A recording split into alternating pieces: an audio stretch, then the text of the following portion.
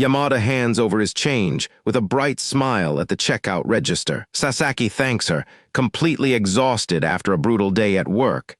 Seeing her at register 2 is his only solace. Sasaki leaves the store holding a heavy bag of extra groceries. He sighs, realizing he spends way too much money just for an excuse to see her. He wonders if giving her some snacks would make her happy, picturing her cheerful reaction. Then he quickly shakes his head to snap out of it. He trudges down the street alone in the dark.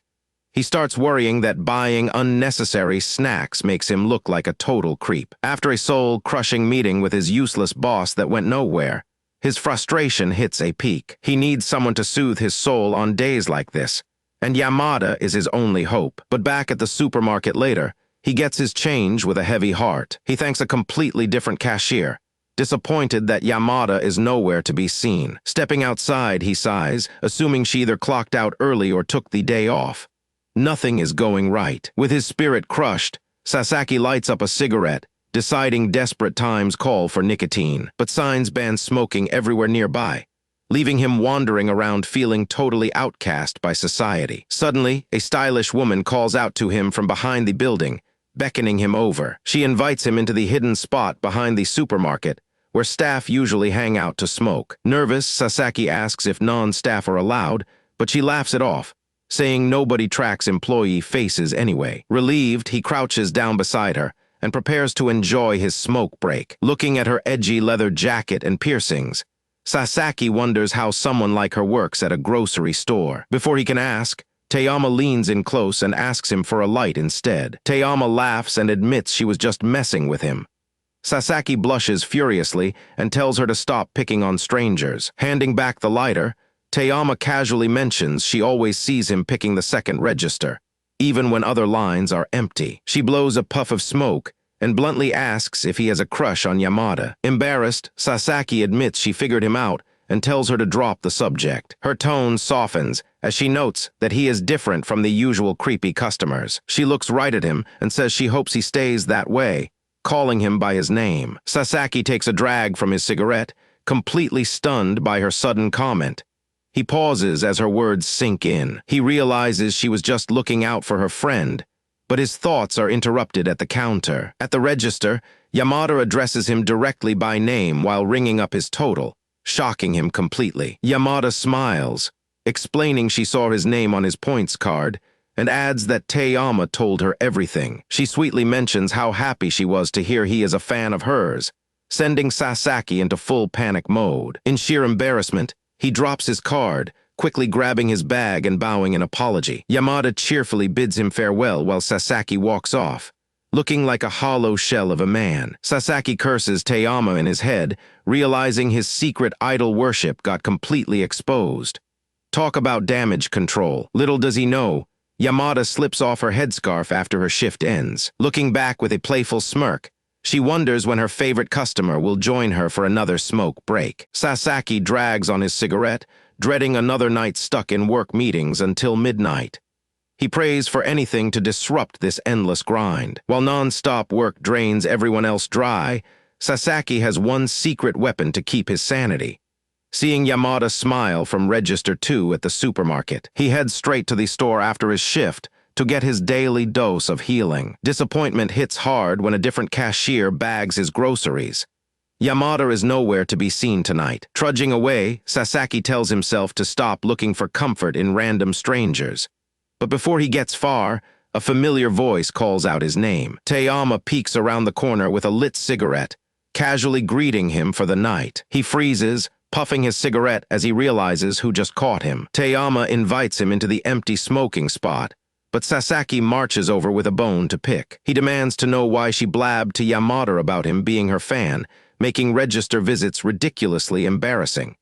Teyama just laughs it off. Sasaki slumps against the wall in shame, but Teyama suddenly changes the subject. She pulls out a bag of rice crackers and offers them to him. Sasaki immediately recognizes the snack, enthusiastically taking it since he loves these rice crackers.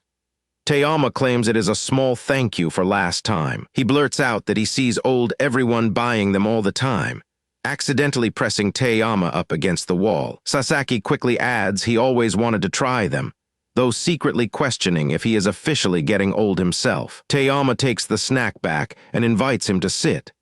Sasaki is stunned that someone her age actually loves elderly rice crackers. They sit on crates enjoying their break.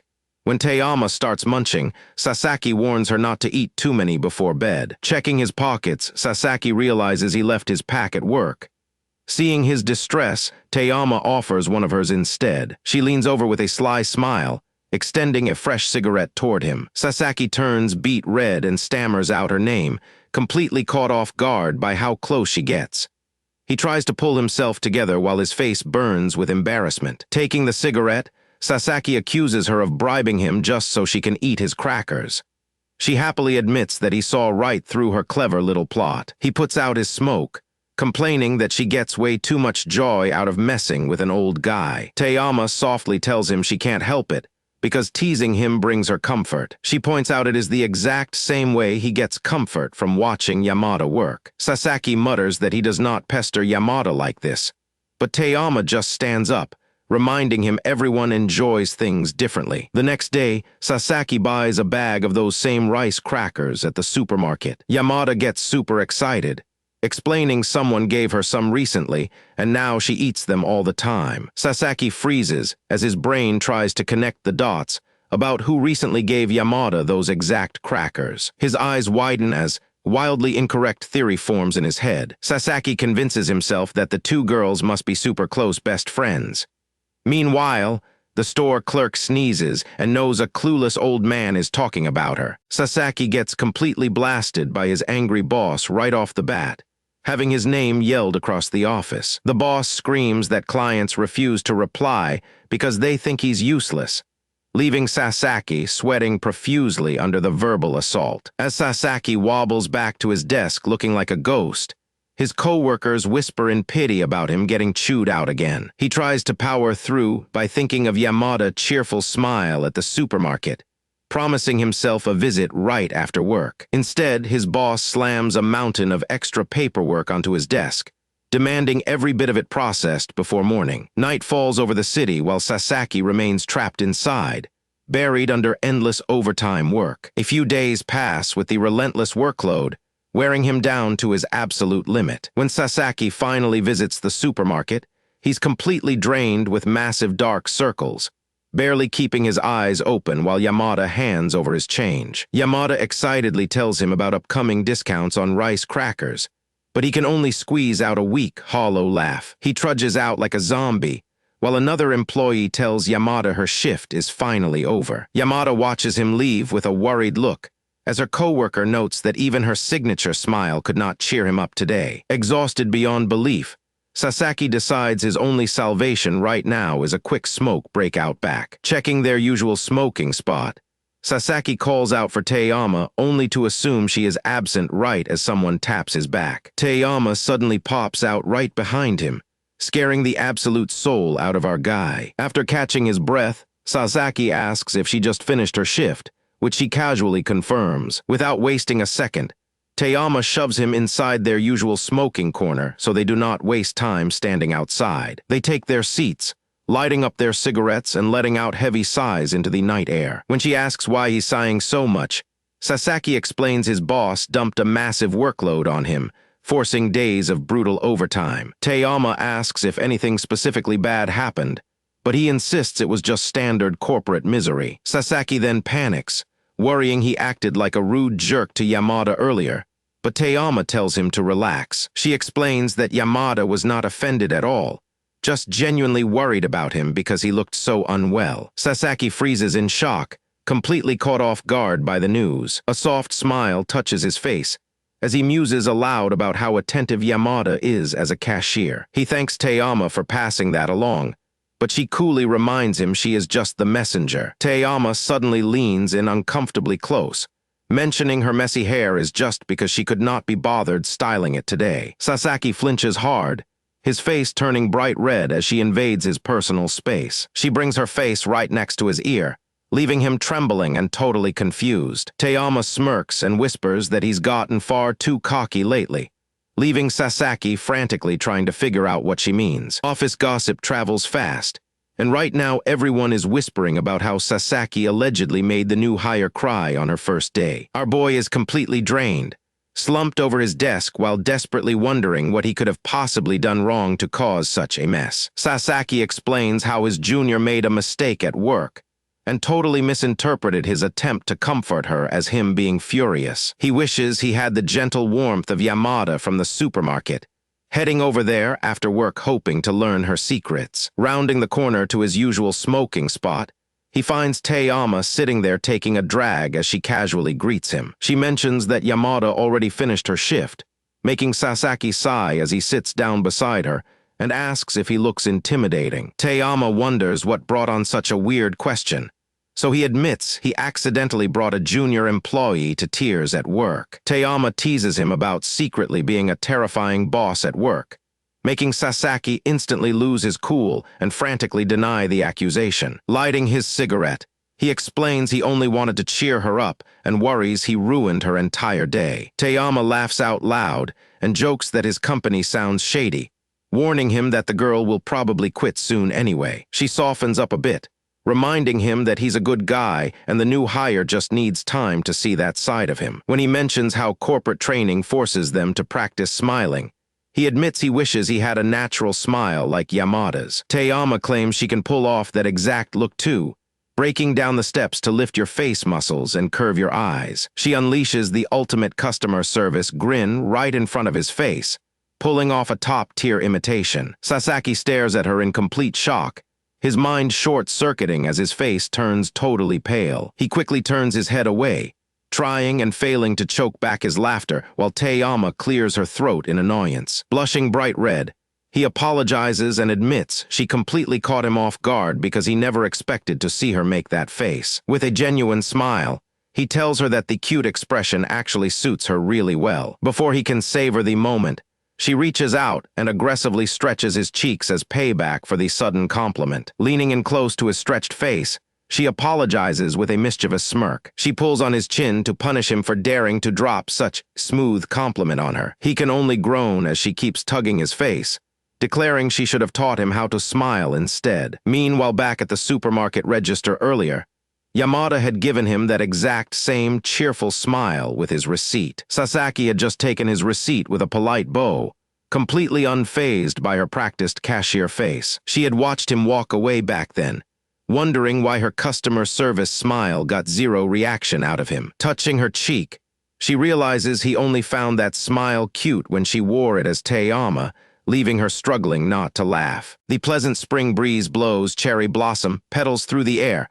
on a perfectly bright afternoon. Sasaki soaks in the sunshine, desperately needing a boost after getting chewed out by another furious client earlier. He trudges along on his way back to work, planning to grab a quick snack at the supermarket first. Deciding to pop into his usual smoking spot behind the store, he doubts Taeyama is around for her shift yet and peeks inside anyway. To his complete shock, he steps right into the break area only to find Yamada standing there in her cashier apron. His face turns bright red as his brain instantly short-circuits. She greets him with a beaming smile, leaving him completely stunned to see her off the sales floor. Panicking, our boy stammers out questions about why she is in the back room this early while she tries to soothe him. After both of them take a moment to collect themselves, she explains that she is covering a coworker's shift today before explaining her reason for being back there. She reveals she just stopped by to grab something from the staff vending machine, which immediately puts Sasaki at ease. When she asks if he finished work early,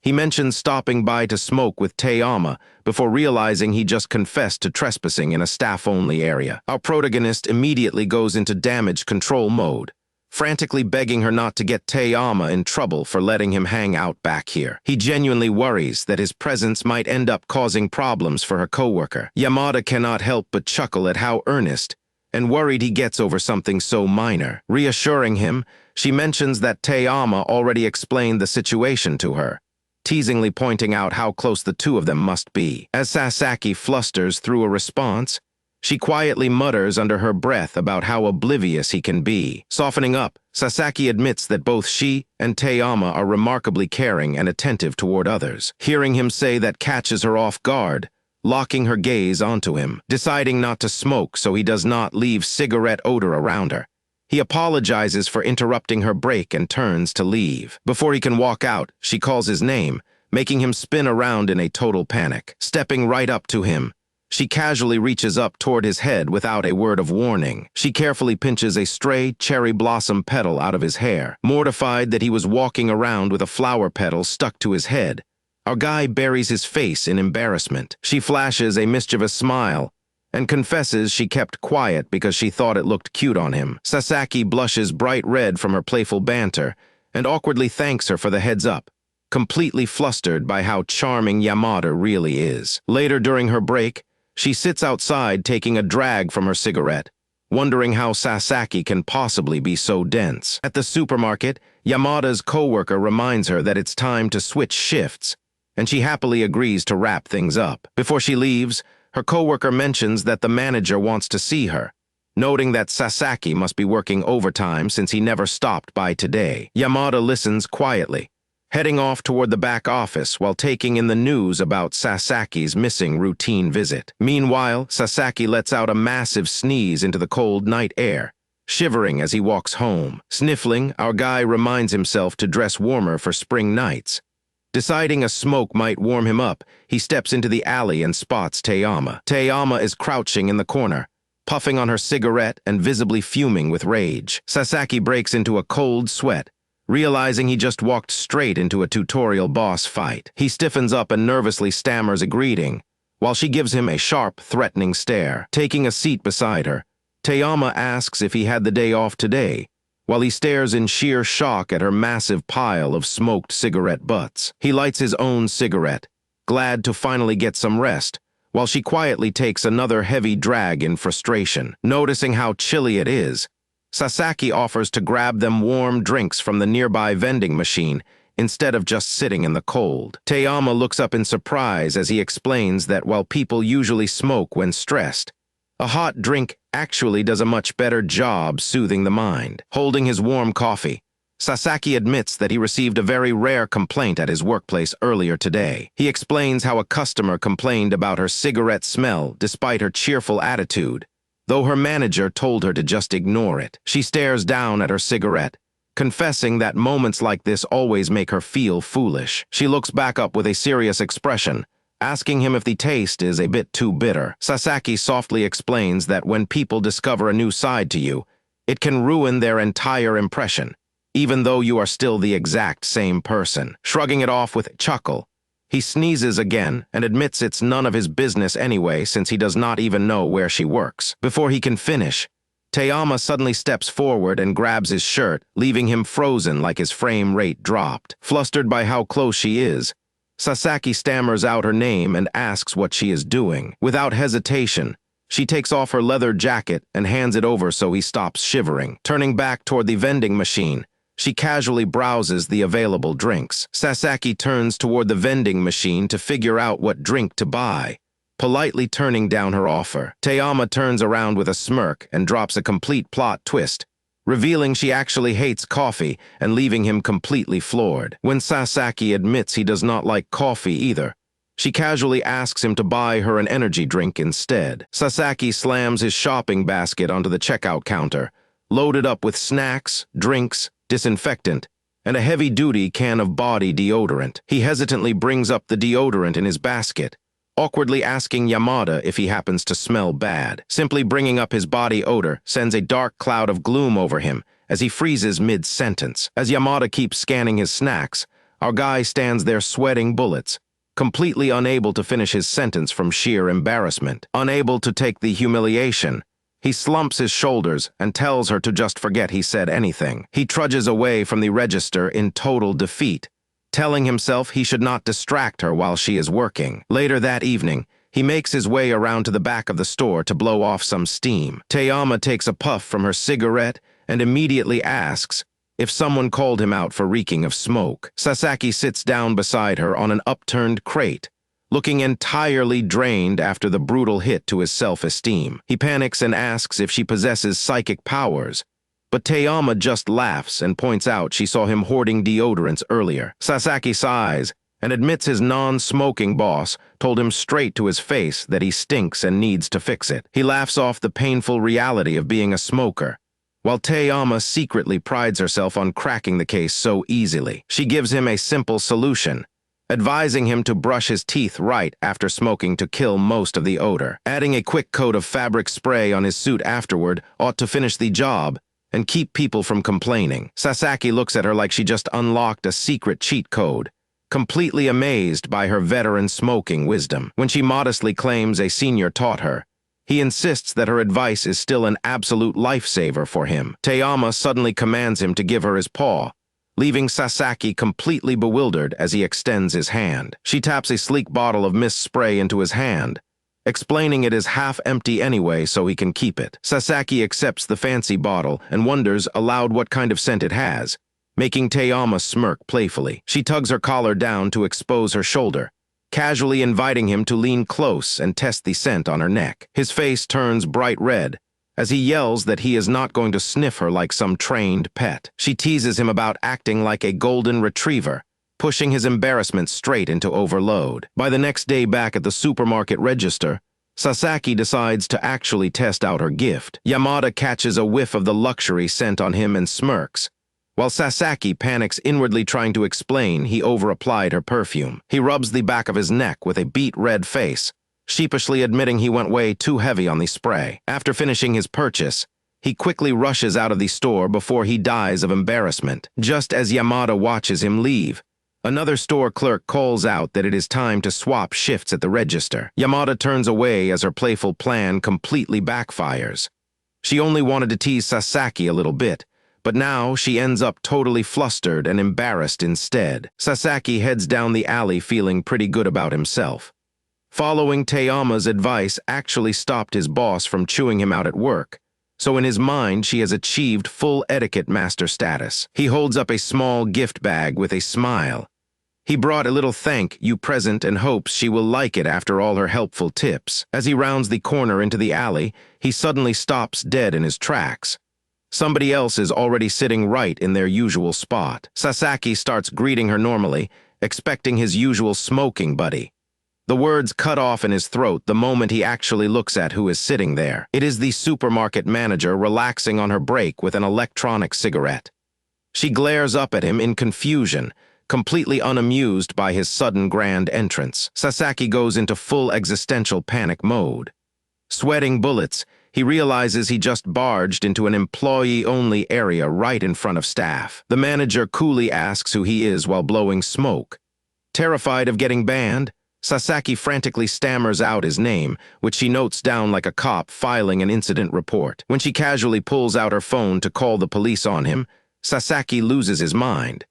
He waves his hands frantically, begging her to stop and blurt out that he knows Taeyama. He desperately rambles about how he was just looking for a smoking area one day, until Taeyama invited him in, insisting he is not some random trespasser. The manager just stares at his sweaty, panicked explanation without saying a single word, letting him dig his own hole deeper. She tilts her head in genuine confusion, wondering who on earth this Taeyama person is supposed to be. Suddenly it clicks for her. She recognizes Sasaki as the loyal customer who always waits in Yamada's register line, mostly because his helpless face reminds her of her family dog back home. She asks if he means Yamada, causing Sasaki to jump back in shock. He stammers out why she would bring up the sweet cashier when he was talking about someone completely different. Sasaki explains Taeyama is the cool girl in the jacket who is friends with Yamada, while the manager instantly pieces together that Yamada's alter ego has been completely playing this poor guy. When she asks if he came here to smoke with Yamada under her fake name, Sasaki quickly denies it and holds up his bag, claiming he only came to drop off a gift. The manager leans in close with a deadpan stare, asking if he is extorting her employee. Sasaki practically screams in defense that it is just an innocent thank you present. Sasaki shoves the gift bag into her hands and bows repeatedly. Apologizing for ruining her break, he swears he is not a creep and quickly scurries out of the alley. Holding the gift, the manager thinks he really acts just like her dog Beth. Right then, Yamada slams the back door open, demanding to be invited whenever the boss goes out for a smoke break. The manager deadpans that she should scold Yamada for smoking back here with customers. Yamada tries to play dumb, but her boss immediately shuts down her terrible lying skills. Curious, Yamada asks if Sasaki just stopped by. The manager confirms he left a moment ago and mentions that he spilled the entire story himself. She hands the gift bag over, explaining that Sasaki wanted this delivered directly to his smoking buddy Teiyama. Yamada stares at the bag in surprise, while the manager dryly points out that she knows Teiyama is just Yamada's undercover persona. Holding the present close, Yamada looks down at the gift with a soft, genuine smile, touched that he actually brought her something. The manager listens calmly as Yamada defensively asks off-screen why her boss is prying into her personal business. The manager watches her reaction, and her romantic intuition meter instantly maxes out while her professional sense of duty breaks. She realizes her employee is totally smitten. Smirking to herself, the manager decides not to interfere. Watching this drama unfold is going to make her boring night shifts way more entertaining. Sasaki heads back to his usual smoking spot behind the supermarket, clutching his briefcase as he approaches the alleyway. He nervously peeks around the corner to see if anyone is waiting for him today. Our guy is practically in tears, convincing himself he is a total nuisance and worrying he got Teiyama in trouble with her boss. Teiyama suddenly pops up right behind him and yells stranger danger, causing Sasaki to jump out of his skin and start apologizing frantically. After calming down, he hesitantly asks if her manager said anything to her after they got caught hanging out the other day. Teiyama casually mentions the manager talked to her, but insists it was no big deal, sending Sasaki into another instant panic attack. She grabs his arm and drags him inside the smoking nook, assuring him the manager gave her full permission as long as it stays reasonable. Sasaki nervously steps inside the smoking nook, while constantly worrying if they are actually allowed to hang out here like this. She pulls out the little portable ashtray he bought for her, and admits she thinks it is actually pretty cute. Sasaki lights up with joy, explaining that even though she refused money, he really wanted to repay her kindness somehow. Seeing her use, it puts a genuine smile on his face as he takes a puff of his cigarette. Teiyama teasingly laughs that she can picture a middle-aged salaryman carefully picking out a cute trinket at the shop, making Sasaki freeze in embarrassment. He grumbles about her picking on an old man, though deep down he is just glad to see her in a good mood. Teiyama smiles softly while admiring the charm in her hand, taking a quiet drag from her cigarette. Sasaki quietly offers her a sincere thank you for accepting his humble little token of gratitude. She looks at him with genuine eyes and promises to cherish the little gift he just gave her forever. Brushing off his remaining anxiety, Sasaki lets out a relaxed sigh and casually starts smoking his cigarette. Before he can drop any ash on the floor, Teiyama holds out the open tray and tells him to use it properly. Sasaki smiles at how convenient it is to have around and reaches over to flick his cigarette. Instead of handing the tray over, Teiyama scoots right up against him on the crates, bumping her shoulder into his and leaving Sasaki completely stunned. Flushing red, he stammers and asks why she suddenly felt the need to get so close to him. She stares right at him and dryly claims she has to stay close so he does not burn the alley down, holding out the tray and telling him she is waiting. Trapped in an awkward flexibility test, Sasaki strains his back, reaching across while she playfully encourages him to stretch a little further. Later that evening, the scene moves inside the supermarket as customers finish up their night shopping. Over at Register 2, Yamada scans Sasaki items and spots a box of heavy-duty muscle cramp patches sitting in his basket. Seeing Sasaki standing there completely stiff and broken from yesterday's awkward sitting position, Yamada loses her composure and bursts out laughing. Sasaki is utterly bewildered while Yamada violently covers her mouth, desperately claiming she just choked on her breath. Crimson-faced, she bends at the waist profusely and begs for his forgiveness while Sasaki panics and tells her there is no need to apologize. As Sasaki leaves, Yamada chuckles to herself with a tiny bit of guilt, amused that old men stay sore for days after one tiny stretch. Sasaki panics at his office desk when his trusty old flip phone completely dies on him.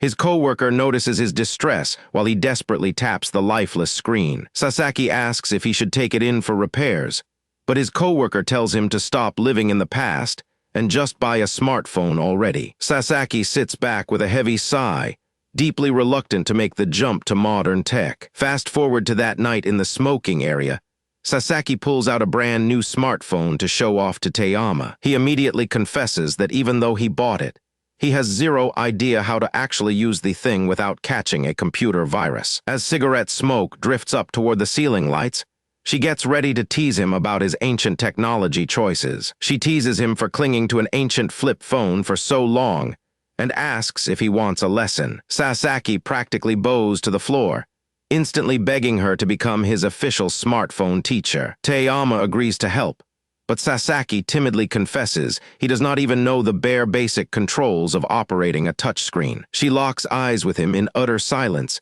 staring him down like a final boss evaluating a fresh beginner. Realizing how deep his lack of tech knowledge goes, she stands up and decides to improvise from scratch. She grabs his phone and starts tweaking the settings, switching the keyboard to classic input, and installing a news app for him. Sasaki lights up with joy seeing his screen look simple again, while Taeyama assures him he will get the hang of it soon. Feeling confident, Sasaki timidly asks if there is a way to make the text on screen much bigger for his tired eyes. Taeyama squints back in total disbelief, wondering how an absolute beginner knows specific technical terms like font size. Sasaki nervously stammers that his old flip phone had that feature too, but Taeyama remains completely unimpressed by his boomer logic. Seeing her go quiet, Sasaki starts panicking that changing font size might actually be some high-level programming task. She steps closer and agrees to fix the settings for him, but notes that it comes with a condition. Sasaki blushes furiously as she leans into his personal space without warning. Instead of grabbing the phone, Taeyama reaches out and gently adjusts the glasses sitting on his nose. Sasaki self-consciously admits he needs them for his aging eyes, but Taeyama insists he keep wearing those glasses. Taeyama demands he hand over the device, leaving Sasaki completely flustered by her sudden jab. He whimpers in utter defeat with a bright red face, while she calmly taps away on his phone screen. Within seconds, she finishes updating the settings and hands it back, casually telling the completely wrecked salaryman on the floor that she was just joking around. Sasaki yells at her for teasing him so ruthlessly, while she hands over his newly enlarged display. Later that day over at Supermarket S, the evening shift gets underway. In the break room, Yamada smiles as she admires a secret photo she snapped of a teary-eyed Sasaki wearing his glasses, giving her all the energy she needs for work. Yamada is enjoying her evening shift until the manager interrupts her food break to announce that she can actually leave early for the night. Yamada sighs over her bowl of noodles, complaining that the manager should have told her before she sat down, but the boss explains she needs to trim payroll. When the manager threatens to make her stay and check expiration dates on all the frozen food instead, Yamada instantly drops her chopsticks and decides to head out. Grabbing a shopping basket, she picks up a couple of craft beer cans from the shelves while planning out her unexpected night off. She figures she will just grab her drinks, smoke out back, and head home to sleep, secretly relieved that Sasaki will not be seeing Yamada at the store tonight. Just as she turns the corner into the next aisle, a familiar figure catches her eye. Right on cue, Sasaki walks into the store carrying his own basket, completely unaware of who is watching him. Watching him pick up wet wipes, she notes that he stopped by on his way home from work just like he always does. She initially thinks about ambushing him outside, but a much more chaotic idea pops into her head, making her adjust her plan. Ditching her heavy jacket, Yamada steps directly into his path with a radiant smile and greets him like a normal cashier off the clock. The sudden surprise of seeing her in casual clothes completely breaks Sasaki, causing him to drop his basket and awkwardly bow while scrambling on the floor. Sasaki stammers that he just slipped while internally losing his mind over her cute outfit, while Yamada calmly crouches down to hand him a stray magazine. She holds out the magazine with a gentle sparkle in her eyes, leaving the poor salaryman absolutely breathless. Sasaki takes it with trembling hands, frantically chanting ancient tongue twisters in his head like a sacred spell, just to regain control of his emotions. Once he stands back up, Yamada asks if he is looking for something to pair with his beer while she ponders her own snack choices. Sasaki stutters out an offer to help her pick, still deeply unsettled by how breathtaking she looks without her work uniform. Reaching for his cigarette pack, He notices 3 sticks left inside and proposes a fun little game to settle her choice. He taps the pack against his fingers, explaining that whichever cigarette slides out first will decide her snack, and she cheerfully plays along. When a stick pops up, he dramatically points to a treat in her basket, only for Yamada to burst out laughing and admit she was teasing. Realizing he tried to play cool and failed miserably, Sasaki turns beet red and rubs the back of his neck, apologizing for overstepping. Yamada watches his blushing face with genuine amusement, asking if he always uses cigarette tricks to make his life decisions. He sheepishly admits it is an old habit, explaining that 1 cigarette out means going home early, while 2 means taking the entire week off. When he casually adds that 3 cigarettes meant he would head to Register 2 just to see her, he freezes as the words leave his mouth. Panicking instantly, Sasaki laughs it off as a joke and quickly wishes her a good evening before sprinting out of the aisle. Yamada stands alone in silence, deeply processing what he just admitted before slowly walking out to the back exit. Stepping outside for a smoke break, she tries the exact same cigarette trick herself, only for 3 sticks to pop out at the exact same time. Peering around the corner of the building, she smiles as she watches Sasaki running down the dark street in total panic. Back inside his apartment, Sasaki screams in sheer horror as he realizes he was so flustered by Yamada that he carried an unpaid magazine home. Minutes later, he is bowing frantically in the manager's office, but she coldly informs him that every shoplifter claims it was an accident. Sasaki gets blasted point blank by a running stream of water the second he steps inside. Standing there dripping wet, our boy stammers out a greeting, while the supermarket manager panics over her accidental target practice. She apologizes profusely, explaining she was just cleaning up a spilled milk disaster, leaving Sasaki drying his face with an awkward laugh. After changing out of his soaked suit,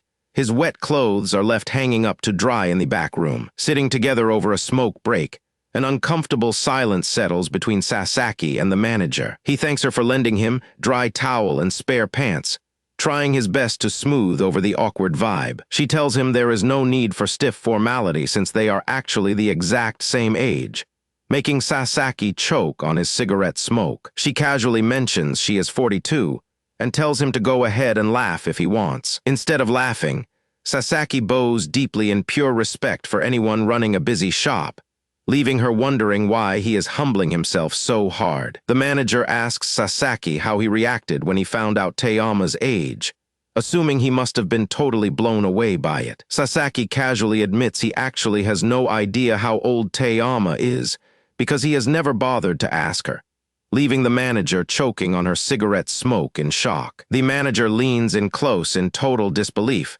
that he spends every evening smoking with the girl without knowing basic facts. She gets exasperated and asks if he completely lacks interest in other human beings, but Sasaki quietly reflects on how he really feels. For Sasaki, those quiet late-night conversations are just something pleasant he gets to enjoy, appreciating how Teyama listens to an old guy like him. He admits that he simply enjoys replaying their casual chats in his head during his quiet walk back home every night. The manager realizes Teyama is completely smitten with this clueless guy and gives a quiet sigh. When she insinuates he must have feelings for Teyama, Sasaki completely loses his cool and blushes bright red while denying the giant leap in logic. She dryly asks if he hates her then, driving our boy into an even bigger panic as he desperately tries to explain himself. Sasaki accidentally shouts at the top of his lungs that he obviously likes Teyama, right as Teyama herself strolls through the door. Our boy freezes in absolute horror while Teyama smirks,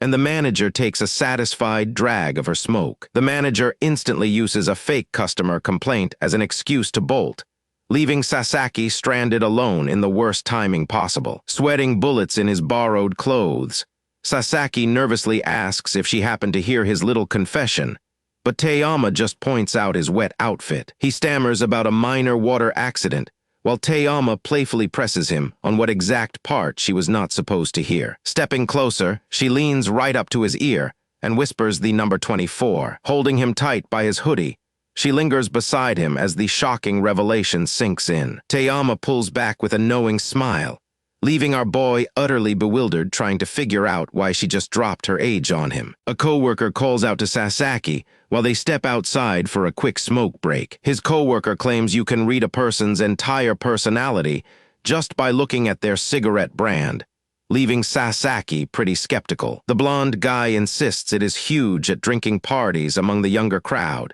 making our boy realize just how old he is getting. Over in their usual smoking spot, Taeyama blows out a cloud of smoke and admits she has actually heard of that trend. She takes a slow drag, listening as Sasaki pulls out his phone to look up the results for himself. Putting on his glasses, Sasaki shows her his phone screen, explaining that his coworker made the whole thing sound pretty entertaining. He reads his own brand's test result out loud, which claims he acts high and mighty, but is secretly a massive masochist, sending Taeyama into a coughing fit. Our guy is left utterly stunned by the brutal roast, while Taeyama is cracking up so hard she cannot even hold her cigarette straight. Sweating bullets, Sasaki reads her brand's result next, which claims she has two sides and ridiculously intense hidden desires. Taeyama casually taps her phone and dismisses it, pointing out that these random internet quizzes always rely on trashy punchlines to get clicks. Still, a quiet thought crosses her mind that the quiz actually nailed one big truth about her secret double life. After all, balancing her cool smoking persona with her sweet store cashier identity means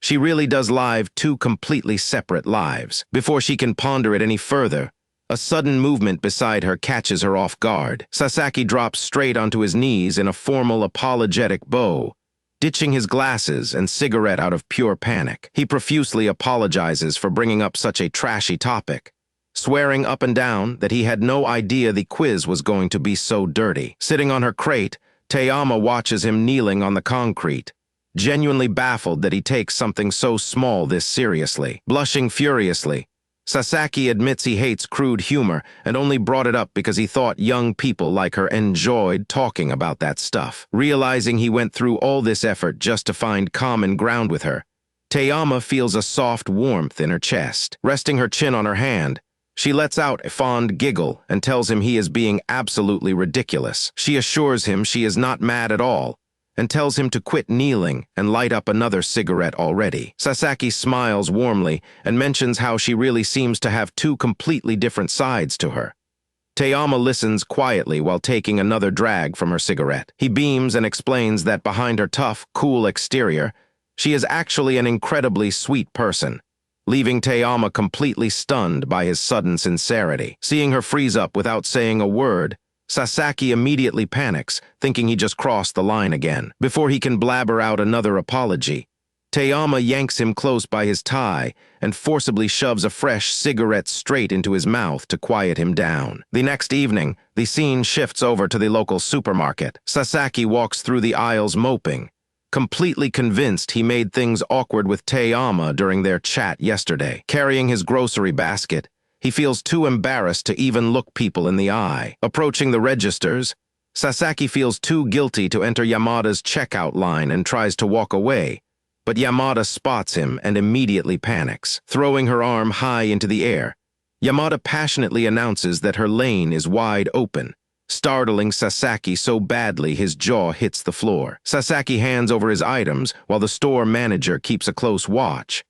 Yamada scans everything while secretly laughing at their little secret setup. Meanwhile, Taeyama rocks her cool sunglasses persona nearby, secretly wishing she could have witnessed Sasaki's hilarious, flustered reaction in person. Walking through the brutal heat after work, Sasaki wipes his sweat and complains about how unbearable summer evenings are getting. Craving something cold, our boy thinks about grabbing some ice cream on his way home after watching a kid happily enjoying a popsicle. He steps into the supermarket expecting a crowd, but something inside immediately stops him dead in his tracks. It is Yamada working the register shift, looking extra bright today while greeting customers with her cheerful smile. Sasaki gets completely startled and jumps back in total shock.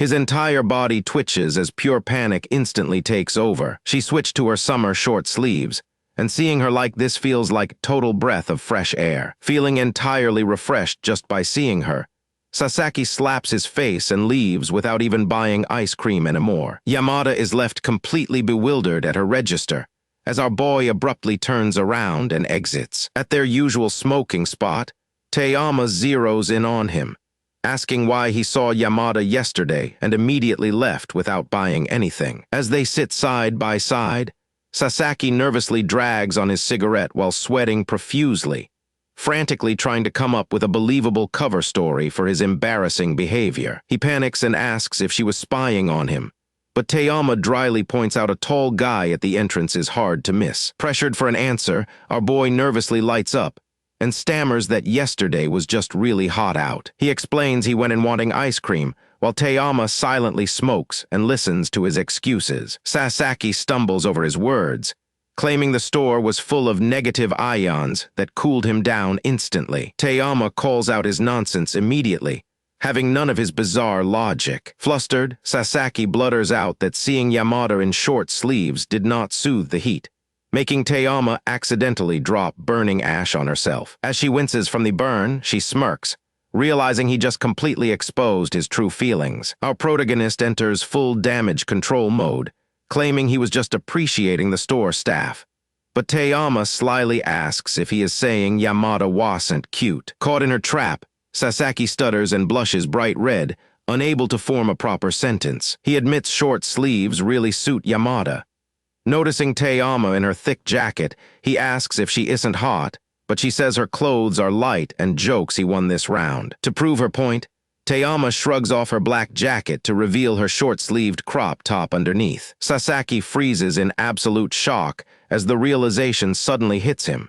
He can barely even process what he is looking at right now. As she looks at him expectantly, Sasaki hesitantly opens his mouth to speak. Instead of any compliment, our boy worriedly asks if her stomach is going to get cold, leaving Taeyama stunned by his top-tier dad energy. Seeing her reaction, Sasaki panics and offers his own suit jacket, explaining she can just use it to cover her waist instead of wearing it. Taeyama puts his oversized jacket over her shoulders and quietly admits it is actually pretty comfortable. Pulling his suit coat snugly around her shoulders, she quietly hides her face, leaving our salaryman completely baffled by her sudden mood shift. Taeyama turns away and teasingly calls him an arm enthusiast, leaving Sasaki completely confused by her weird phrasing. She sticks her tongue out playfully before taking another puff, while Sasaki sits there thoroughly bewildered by whatever just happened. Rain poured outside as Sasaki trudged along under his umbrella, exhausted after finally finishing his brutal work stretch. Memories of corporate chaos flooded his mind, from surprise business trips to sudden no-shows during 14 straight days of hell. He let out a heavy sigh, completely drained from carrying his entire team on his back. Spotting a familiar sheltered spot ahead, he hoped to catch a quick breather from the depressing weather. Taeyama was already waiting in the designated smoking area, greeting him warmly and asking if he could help her with something. She pointed to a basket overflowing with homemade rain dolls, each sporting different silly expressions. Sasaki recognized the dolls, and Taeyama explained their store manager lets employees and kids draw faces on them every rainy season. She showed him one doll with a sad puppy face, sheepishly admitting she tried drawing one herself but failed miserably. Seeing the pathetic little face made Sasaki burst out laughing, which flustered Taeyama immediately. He quickly tried damage control, holding up the doll and insisting it actually had tons of unique charm. Sasaki grabbed a marker and offered to make one too, eager to prove drawing on them was easy. Taking a seat on crate boxes, he confessed he usually only doodled during tedious office meetings just to stay awake. He drew the store manager's exact stern face onto the doll, sending Taeyama into a fit of laughter. Taeyama wiped tears from her eyes, genuinely impressed by how hilarious and accurate his drawing turned out. Encouraged by her reaction, Sasaki grabbed another blank doll to draw a second one. He handed her a cute doll with bobbed hair, proudly telling Taeyama she was surprisingly easy to draw. Taeyama smirked playfully, teasing him that she was only easy to capture because he was always staring at her face. She picked up her marker to draw Sasaki in return, determined to match his effort. While she focused on drawing, the soothing hum of rain created a peaceful silence between them. As fatigue overwhelmed Sasaki and his eyes closed, Taeyama secretly began doodling a cute little snail directly onto his hand. When he suddenly mumbled about his cigarette in his sleep, Taeyama panicked, thinking she had just been caught red-handed. Unaware of her prank, Sasaki quietly noted how his brutal workload made him forget how comforting rainy smokes could be. Sasaki nodded along softly, feeling 2 weeks of non-stop fatigue finally catching up to his body. Early the next morning, an alarm beeped continuously inside his quiet bedroom. Sasaki woke up groggy, remembering he passed out right in front of Taeyama before noticing his phone buzzing endlessly. Looking down at his hand, he froze in disbelief after spotting a cute snail doodle Taeyama drew on his skin. He sat upright on his futon, staring at the permanent marker ink while chuckling at her silly prank. The quiet night air hangs heavy over the city as another long workday finally comes to an end. Sasaki drags his exhausted body out to the smoking corner, greeting Taeyama with a tired sigh as she lounges against the wall. Taking a slow puff, Taeyama asks what has him looking so miserable today, assuming his manager gave him a hard time. Sasaki admits his job is not the issue this time, leaving her confused as he reveals his own health is failing him. Sweating nervously, our boy stammers out that smoking is terrible for his health, looking like he just received a terminal diagnosis. Back inside the supermarket, the manager mentions that Sasaki found out during his physical exam that he needs medical treatment for his lungs. The manager warns Yamada that Sasaki might stop coming around entirely, meaning his main reason for visiting the store is about to disappear. She asks Yamada if Sasaki is the type who cannot accept someone having a secret identity once the truth comes out. Yamada firmly insists that he is not that shallow, her eyes fixed as she considers what this really means for them. She suggests simply telling him that she is the cashier on Register 2,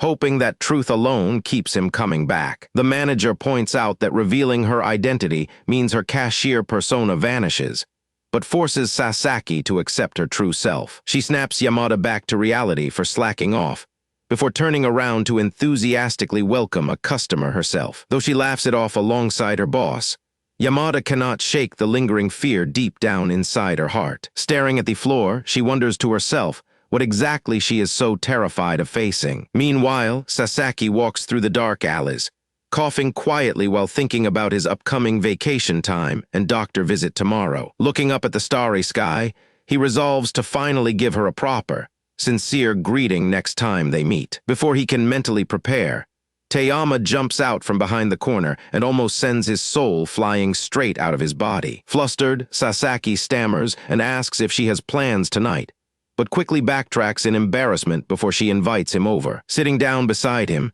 Taeyama quietly slips her cigarette box back into her pocket, deciding not to smoke around his weak lungs. Noticing her hesitate, Sasaki tells her not to hold back on his account and insists she smoke as usual. He holds an unlit stick in his mouth, admitting he wants to at least enjoy the second-hand smoke one last time. Taeyama takes a drag and doubts if he can actually quit, while Sasaki laughs softly at his own lack of willpower. Taeyama gazes down quietly, listening intently as his tone turns surprisingly serious and personal. Sasaki looks away and sincerely thanks her for everything she has done for him since they first met. He admits they probably will not have many chances to sit and chat like this anymore, unless she drops by the store. Right in the middle of his emotional goodbye, his phone rings with news about his medical results that leaves him utterly stunned. Blushing furiously, he stammers that the hospital made a complete misdiagnosis, and he is actually completely healthy for his age. With an awkward grin,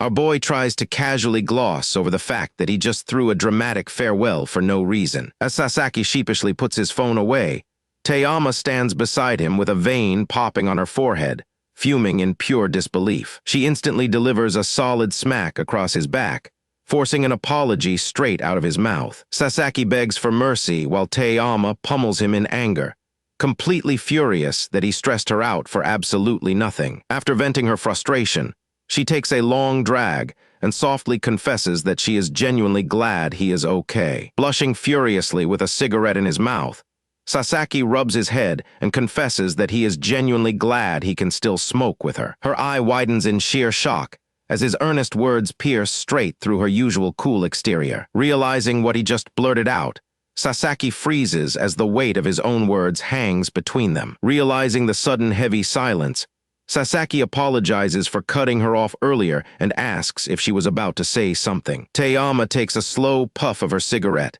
and calmly asks him if he would mind repeating what he just blurted out. Our boy freezes from behind, staring down in absolute silence as his brain completely short-circuits. Looking back over her shoulder with a gentle smile, she softly tells him that it is fine. Sasaki stares ahead with his tired eyes, quietly taking in her words as he repeats that for now it is fine. Sitting side by side in the smoking area, Sasaki stares ahead with tired eyes and admits he likes keeping things just as they are right now. Even after offering one final apology for making her worry, she playfully warns him that she still will not forgive his false alarm. Yamada looks less than thrilled when her coworker mentions they have to handle company PR again. The second the manager steps in and mentions the annual Smile Award, Yamada instantly slaps on her customer service face like an NPC loading its script. Her coworkers joke about her instant personality switch, while the manager admits she almost misses the Zero Smiles version of Yamada from 8 years ago. 8 years ago at the supermarket,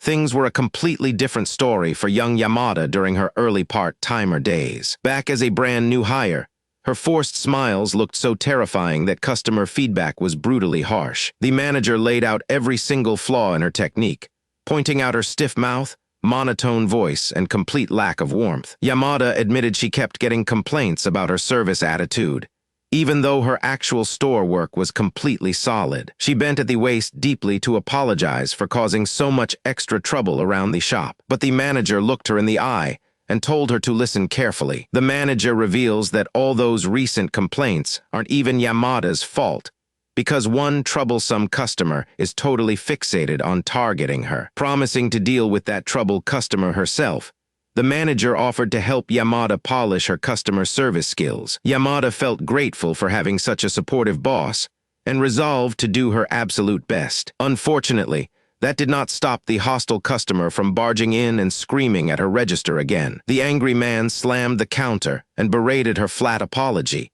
complaining loudly about student workers while her coworkers cringed nearby in panic. Suddenly, a tired voice spoke up from right behind the angry customer. Our boy Sasaki stepped forward in his suit and calmly told the bully to quiet down. The customer turned around furiously, demanding to know why an outsider was interrupting his lecture. Sasaki called him out directly, asking why he always lined up at a register specifically just to scream about unrelated problems. Unable to handle being publicly exposed, the bully slunk away in complete defeat while Yamada watched in awe. Later during his break, Sasaki was quietly smoking out back when Yamada suddenly approached him. She bent at the waist and thanked him for rescuing her, but Sasaki frantically waved his hands and insisted it was not a big deal. Yamada kept her head low, taking full blame for her poor customer service causing all the backup. Sasaki took a puff of his cigarette and admitted he did not step in for some noble reason. He confessed he had such a brutal day at work that he was already irritated when that guy started yelling. But seeing how hard she was trying every single day made him refuse to watch her get pushed around. Yamada froze in surprise, remembering all the quiet hours she spent struggling to speed up her hands at the register. Hearing someone finally recognize her hidden effort, tears burst from her eyes and ran down her blushing cheeks. Our guy instantly panicked and choked on his cigarette, accidentally triggering hard mode by making a girl cry. Sasaki frantically claimed his own eyes were just sweating, which was definitely the worst excuse in history, while staff watched from afar. Wiping her tears, Yamada asked how he could possibly tell she was trying hard when she only brought trouble to her supervisor and team. She covered her face and sobbed, confessing that she desperately wanted to improve because she truly loved this job. Hearing her honest confession, Sasaki took a quiet drag of smoke and exhaled into the evening air. He looked back at her and gently told her that as long as she liked her work,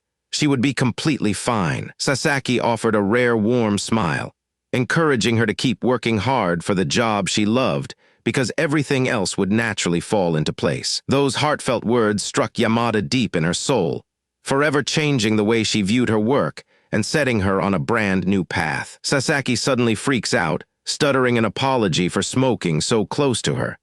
Yamada jolts back, completely caught off guard by his sudden panic. He stammers while holding his cigarette, but Yamada quickly clarifies that the smoke just got in her eyes. Bending over in embarrassment, our boy realizes he completely overreacted. Seeing him still flustered and asking if she is all right, Yamada lets out a genuine giggle.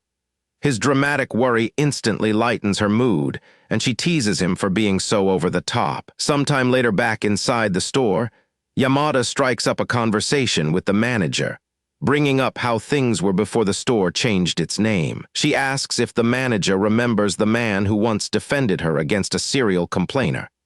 The manager shrugs it off, leaving Yamada admitting she cannot remember his face either. Years ago, that customer would always smoke by the entrance after shopping. He was an exhausted guy with messy hair and dark circles under his eyes. The regular disappeared once.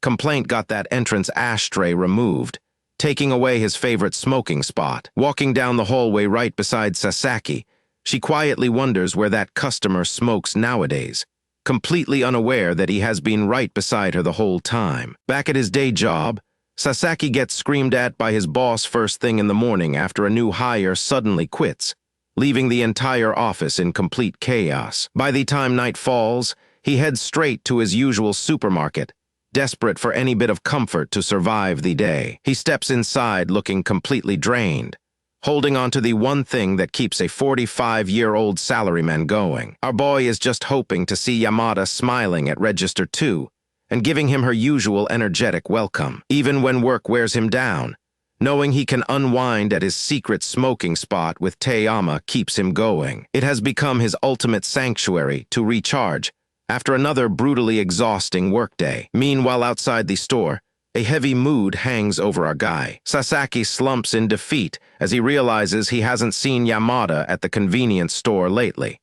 His mood plummets into total panic over where she could possibly be. As another cashier rings up his items, his mind spirals through every worst-case scenario, from sudden illness to her quitting entirely. He stands there so completely dazed that the cashier has to call out to hand him his change, forcing him to snap back and apologize. Leaving the store, Sasaki reminds himself that he is just a customer and shouldn't overthink things as long as Yamada is doing okay. Right on cue, Taeyama pops up out of nowhere behind him and asks why he is walking around with such a long face, scaring him half to death. Taeyama glances back at him with a calm, composed expression as he calls out her name in surprise. She can barely hold back her chuckles, seeing him jump like a startled cat. Adjusting her leather jacket, she gets ready to pry into whatever he was just muttering about. Sasaki blushes intensely and covers his mouth when she smirks, asking what he meant about Yamada doing fine, while he stammers that he was just finishing his shopping. Taeyama stares him down with a knowing gaze, while our guy sweats profusely, desperately looking for an exit strategy from this conversation. He tries to brush it off while eating a skewer, but Taeyama insists they head out back so he can give her the full breakdown. He sheepishly scratches his head as they walk together toward their usual quiet spot behind the store. Taeyama glances back over her shoulder, checking if he is still joining her for a smoke break. Taking her seat on a plastic crate in the alleyway, she lights up and gets comfortable. She takes a calm drag of smoke, patiently waiting to hear his confession. Once he admits what was bothering him, Taeyama bursts out laughing and teases him for being sad and lonely without Yamada, leaving him flustered. He panics and stammers out excuses, while she gives him a dry, lingering look. Sasaki hurriedly insists he is just relieved she will be back soon, but Taeyama smirks and asks if seeing her again will make him truly happy. Realizing how transparent he is being, Sasaki turns away and says he should probably apologize. He admits he feels bad for constantly blabbering about Yamada to her, which makes Taeyama quietly sigh and mutter under her breath that he is completely obtuse. Taking another puff, she assures him that things will return to normal soon regardless of Yamada passing or failing her exams, silently admiring her dedication. She looks at him with a soft, quiet gaze, keeping her own feelings hidden in the cool night air. Sasaki quietly hopes Yamada does well on her qualification exam, admitting he just wants the best for her while taking a puff. Taeyama silently listens to him blabber on, taking a slow drag from her smoke as a plan forms in her mind. Suddenly, Taeyama leans right into his space and calls his name, catching our boy completely off guard. Taeyama suddenly rips a piece of paper from her notepad and shoves it into Sasaki's hands with a pen, telling him to write. Our boy just sits there looking utterly confused. Confused, Sasaki asks what he is even supposed to write, so she suggests a simple message wishing her good luck. Taeyama reassures him not to overthink it when he wonders if this is for another store event, urging him to just write. Sasaki settles down and starts writing his supportive note on his knee, while Taeyama patiently waits beside him. Once he hands the note back, she looks it over with a subtle smile and thanks him for the effort. But then she drops a bomb, smirking as she reveals she is going to hand this directly to Yamada herself. Sasaki instantly loses his mind, completely panicking at the thought of her delivering that note. He blushes red and begs her to stop, arguing that getting a message from a random regular customer will just make Yamada feel pressured. Frantic, he tries grabbing the paper back, insisting an old man like him will ruin her motivation. But Taeyama coolly brushes off his worries. Before he can react, she presses the note right against his lips to shut down his panic. Taeyama stays completely unfazed, promising him that Yamada will actually appreciate the gesture far more than he thinks. Reluctantly giving up, Sasaki hopes her closeness as her best friend keeps this from blowing up. Right before Taeyama hands him a paper of his own, she hands him a folded card, telling him it is a little return gift for his help. Taeyama instructs him to open it only when his boss pisses him off at work later. Still a bit puzzled by her mysterious gift, Sasaki stammers out a quick thanks as night falls over the alley. A few days pass, shifting back to the supermarket where big news is waiting in the break room. The manager pops her head in to announce that headquarters called, and Yamada passed her official test with flying colors. Yamada acts like it was nothing, but the manager calls her out, reminding her how much she hated studying at 24. Yamada smiles to herself, secretly motivated by Sasaki's heartfelt support to pull through and pass the exam. Meanwhile, at Sasaki's office, his furious boss is screaming his head off after an argument with a difficult client. Drained from taking the fall, our boy sits at his desk remembering the mysterious note Taeyama handed him earlier. He reaches into his jacket pocket to pull out the paper, recalling her instructions for dealing with boss trouble. Unfolding it, he finds a cute little drawing with a straight-up threat to knock his boss' teeth out. Sasaki buries his face in his hands and cracks up laughing, completely catching his coworker by surprise. As his coworker asks if he is doing okay, Sasaki just smiles, knowing this unhinged advice is classic Taeyama. Unfolding the note, the crude threat Taeyama wrote out for him instantly brings a smile to his face. He remembers her handing it over during their smoke break, telling him to open it whenever his boss pushed him too far. But his moment of quiet amusement gets shattered when his supervisor barks his name across the office. Sasaki apologizes and sprints off to grab more work before the old man loses his mind completely. Once he finds a quiet corner, our boy carefully flattens the paper and slides it into a protective pouch so it stays safe. Later that evening, he heads back out to their usual smoking spot behind the store. Taeyama greets him with the good news that Yamada passed her exam, leaving Sasaki beaming even while trying to act like it is not his business. He credits the success to the good luck charm she gave him for Yamada, totally unaware he is talking to Yamada herself. He insists Yamada won on pure hard work, but as he reaches into his jacket, his card case slips right out. The case hits the ground with a soft thud before he can catch it. Sasaki turns bright red as Taeyama spots it lying right between them. Before he can even move, she swoops in with main character speed and snatches the case off the floor. She flips it over and instantly recognizes her own handwritten threat sitting inside the plastic sleeve. Holding the case right up to his face, she just smirks at him with the ultimate victorious grin. She teases him for calling his own paper charm useless when he clearly cherishes hers enough to keep it protected. She playfully slaps the case right onto his forehead while enjoying his utter embarrassment. When she asks if the note actually helped, a completely flustered Sasaki stammers out that it really did. He quickly adds that he used it like an evil repelling ward against his boss, completely ruining the romantic vibe. Taeyama just stares at him in confusion, while Sasaki buries himself in awkward silence. Back in her apartment late that night, Taeyama lies in bed still wondering what he meant by calling her note a ward. She pulls up the dictionary definition on her phone, only to give up reading because the entry is too long. Remembering how carefully he preserved her crumpled paper, she smiles softly and tosses her phone aside, wishing he had just called it a charm instead. Earlier that day, Sasaki visits a client office where an unusual workplace pet policy immediately catches him completely off guard. It turns out this company lets employees bring pets to work, and the friendly cats take an immediate liking to our guy. While discussing business, Sasaki gets mobbed by affectionate felines, chuckling that his own company should probably adopt the same policy. But when he tries petting a cat wearing a black collar, the moody feline turns away, giving him a look that feels weirdly familiar. Later that evening,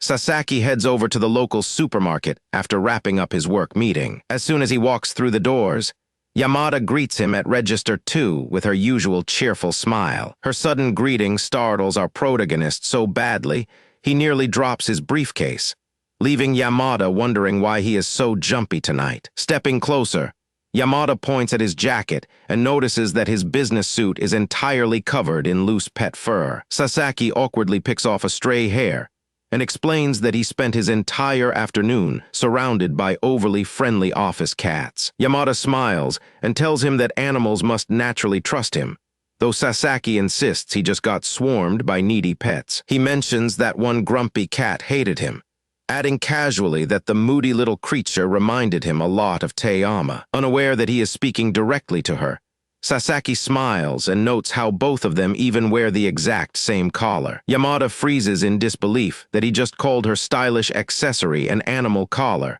while Sasaki cluelessly points around his neck. Stepping into his personal space, Yamada reaches out and aggressively starts plucking the leftover cat hair right off his chest. She keeps picking off fur while sternly explaining that collars are strictly for pets and should never be put on human beings. Yamada taps a finger firmly against his chest to make sure he is paying full attention to her mini lecture. Grabbing him by his tie, she leans in close and delivers a definitive statement that the leather strap is called a choker. Flustered and completely red-faced, Sasaki stammers out a quick confirmation before she decides to drag him any harder. Later at their alley smoking spot, Taeyama points directly at her neck and playfully tests his newly updated fashion vocabulary. Sasaki proudly identifies it as a choker while sweating buckets, earning an overly enthusiastic congratulations from his smoking buddy. But when Taeyama smirks and asks who taught him that word, our boy jolts in panic,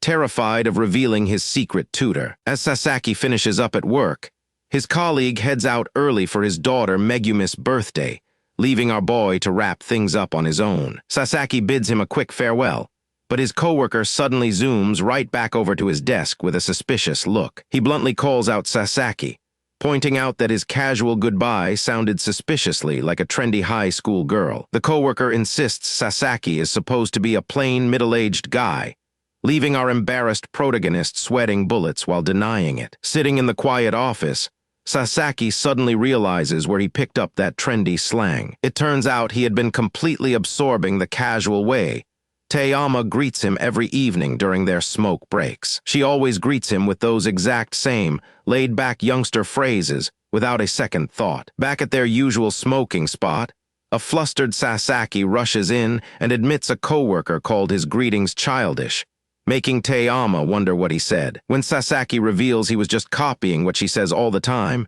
Taeyama stares him down, waiting for a full explanation. Our boy nervously admits that in his head, he labels all her unique slang as Taeyama-isms. Taeyama immediately kicks his shoe in retaliation, prompting Sasaki to panic and swear it was just an off-the-cuff thought. Sitting down together, Sasaki stammers out an apology while Taeyama leans in close with an amused smirk, thoroughly enjoying his discomfort. He hastily clarifies that he is not making fun of her, as Taeyama teasingly nudges his leg with her foot. Our protagonist completely digs his own grave by explaining how he keeps track of every new phrase she uses each day. He is left bewildered when Taeyama claims her greetings do not actually have that much variation. Sasaki internally recalls every single variation down to her one-syllable grunts, looking entirely soul-crushed by his own overthinking. Suddenly flustered herself, Taeyama abruptly stands up and starts walking away before finishing her cigarette. She hastily bids him good night and leaves, leaving a bewildered Sasaki to realize she had no idea she was doing it. Later at the supermarket, Yamada asks the manager if her greetings are weird, only to get roasted for being hopeless off the register. Over at the local 24-hour supermarket, another ordinary day is underway as Sasaki stops by. Yamada hands Sasaki a bonus ice cream coupon with a big, bright smile. Our boy blushes softly and thanks her happily for the unexpected treat. As Sasaki walks away, Yamada notices he got off work early for once today, but then she spots his commuter pass sitting forgotten on the counter.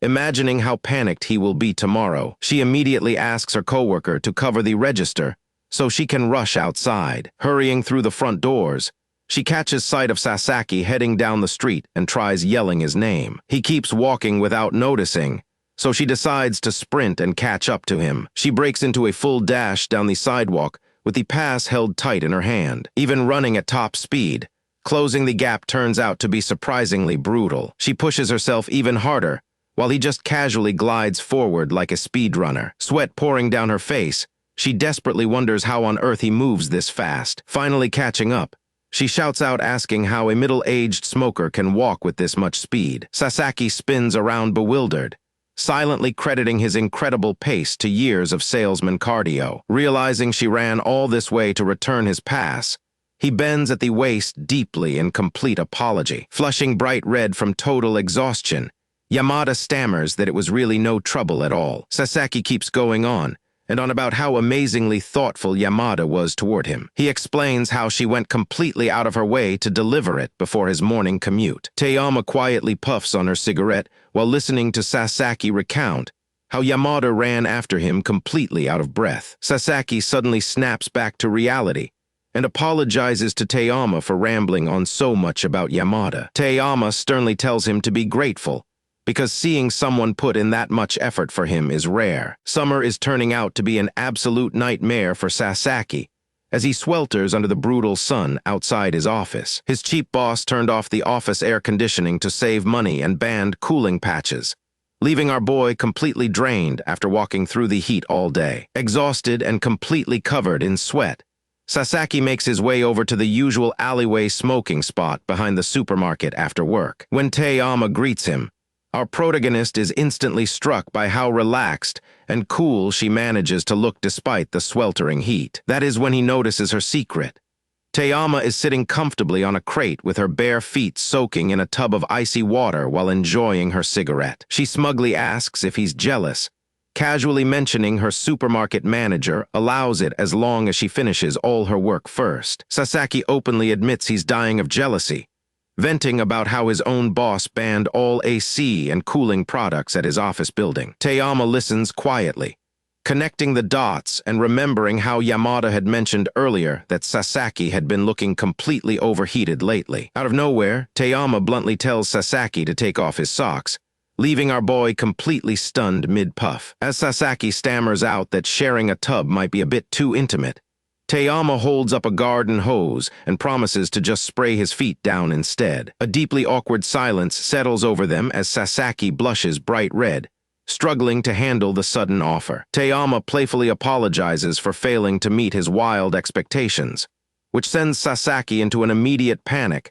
as he begs her to stop teasing him. Teyama points the hose nozzle at him and insists, so Sasaki gives in, sits down on a crate, and kicks off his dress shoes. Teyama blasts cold water directly over his bare feet, making Sasaki let out a noise so old and rusty that Teyama bursts out laughing at him. As the cold water splashes back onto her, Teyama shivers and gasps at how shockingly cold it is. When the cold water splashes back onto Teyama and makes her shiver, Sasaki turns the tables and teases her for sounding like an old man too. Water drips off Sasaki while Teyama chuckles quietly and offers a half-hearted apology for getting him wet. She stands tall while brandishing a water gun, smirking as she proudly admits she drenched him on purpose. Looking up at her surrounded by the evening glow, Sasaki finds himself completely mesmerized by her playful energy. They laugh off the gentle prank together, letting the cool water wash away the exhaustion of another long summer day. Night falls over the local supermarket as staff finish up their evening duties. Inside the break room, snack wrappers start opening up. Yamada sits happily munching on rice crackers, while her coworker brings up a rumor about a strange presence outside. Her coworker insists that a ghost has been lurking behind the building. Yamada just keeps chewing without a care in the world. The rest of the staff discuss how scared everyone is to smoke back there. They laugh about Yamada being tough enough to handle anything. Yamada chuckles along, admitting she fears wrong store pricing way more than any ghost. Wrong discounts are the real nightmare for retail workers. Her coworkers compliment her fearless attitude. Meanwhile, Yamada quietly wonders if Sasaki will drop by the store tonight. Outside in the dim alley, Teyama sits quietly on a wooden crate dressed like a mischievous spirit. She takes a drag from her cigarette, while Sasaki stands nearby looking completely unnerved by the spooky atmosphere. Rewinding a bit, Sasaki taps his train pass at the station gate after another draining shift at the office. Our guy trudges through the crowd at Moromoro Station, looking like a walking zombie. He walks home picturing his favorite rewards after work, from cold beer to visiting Yamada and Teyama at the store. When he arrives at the supermarket alley, neither Yamada nor Teyama are anywhere to be seen. Out of nowhere, Teyama sneaks up behind him and blows air right into his ear, sending him jumping out of his skin. Sasaki clutches his face in utter shock as his heart skips a beat from the sudden jump scare. Teyama chuckles at his priceless reaction and sits down on the crates, offering to share a little secret with him tonight. She lights up her cigarette and ominously claims that this exact alley spot is haunted by a spirit. Sasaki takes a seat right beside her and calmly asks if she means an actual ghost. He sparks his own lighter and nonchalantly nods along. The man is far too tired to care about paranormal activity. Teyama teases him about the rumor again, but Sasaki only panics when she pretends Yamada is coming to catch him smoking. She laughs at how weird he is for panicking over tiny surprises, yet staying unbothered by a literal ghost story. Teyama leans in and asks him directly why the haunted rumor does not scare him at all. When Sasaki casually admits that ghost stories do not bother him at all, the red-haired woman demands an explanation while they take a smoke break together. He sighs, explaining that dealing with office politics, difficult clients, and everyday adults exhausts him plenty already. Teyama looms over him with a sudden serious look, asking what made him get so deep all of a sudden. Sasaki stammers nervously, trying to backpedal while reassuring her that he truly is not afraid. Teyama stares down at him silently, carefully listening as he tries to explain himself. She keeps her gaze fixed on him, softly repeating that the alley is supposed to be haunted. Sasaki gives a bashful laugh and waves his hand to drop the topic before things get too awkward. He apologizes for dragging down the conversation, flicking his ash as he explains that middle-aged men tend to talk too much. Teyama listens quietly while Sasaki urges her to relax, sit back down, and enjoy her smoke. Just as things settle down, a sudden loud clatter echoes from inside the storage room door. Sasaki immediately gets up to investigate, telling Teyama to stay safely behind him just in case. A sudden crash echoes right in front of them, and Sasaki instantly loses his cool, screaming in terror. He leaps backward in total panic, slamming right into Teyama behind him. Talk about a chivalrous protector. Realizing he just backed straight into her, Sasaki turns red and stammers out an instant apology. He anxiously asks if he accidentally hurt her, unaware that her hand is already clutching his suit jacket. Teyama tightly grabs the back of his suit jacket, clinging to him while he glances back in complete shock. The sudden scare leaves the two of them standing uncomfortably close to each other in the narrow alley. Realizing his hand is practically touching her skirt, Sasaki hastily pulls back to give her some personal space. Taking a puff from his cigarette, Sasaki reassures Teyama that everything is safe and tells her to take a look. It turns out the terrifying monster making noise in the back alley was nothing more than a friendly golden retriever. Talk about a legendary threat. An awkward silence settles over them, both as they realize they just completely panicked over a harmless stray pup. Seeing its collar, Sasaki wonders out loud what someone's pet dog is doing wandering around behind the store. Suddenly, the store manager pops open the rear door and calls out for the dog, giving both of them another jump. The manager looks at them standing together and teasingly mentions that she seems to have missed quite an entertaining show. Waving goodbye, the manager heads out with the dog, telling Sasaki and Teyama to wrap up their smoke break and head home soon. The manager demands a full update on the drama tomorrow, leaving Taeyama grumbling about how their boss does whatever she wants, while Sasaki laughs it off. Putting out her cigarette in the ashtray, Taeyama decides that it is time for her to call it a night too. As they part ways, our boy thanks her for the company and offers one final apology for bumping into her during his moment of panic. Taeyama lingers by the fence and silently watches as Sasaki walks away down the quiet night street, carrying his briefcase in hand. Taeyama realizes he apologized for bumping her, even though he was trying to shield her from danger, leaving her deeply touched by his quiet thoughtfulness. She runs a hand through her hair, taking one last long drag as her thoughts stay completely fixed on him. Brushing off her outfit, she gets ready to step back inside after her eventful break. Suddenly, a sharp, angry shout echoes through the alley and startles everyone standing out there. Later that shift, the staff members gather together near the back room during a quiet moment. The store staff gather around the golden retriever to pet him, finally realizing this cute pup was the famous back alley ghost all along. Seeing the dog name on its tag, Yamada gets a devious look on her face as an evil idea immediately pops into her head. Yamada and her coworkers start babying the dog and calling it Sasaki over and over, laughing hysterically while showering it with affection. The manager completely loses her mind and screams at Yamada to knock it off before things get out of hand. Taeyama sits in the back alley watching a ridiculous ghost video on her phone. Even though the clip looks completely fake, she still trembles in fear while taking a smoke. Taeyama squints at her phone with barely open eyes while smoking, terrified by the scary video she is watching.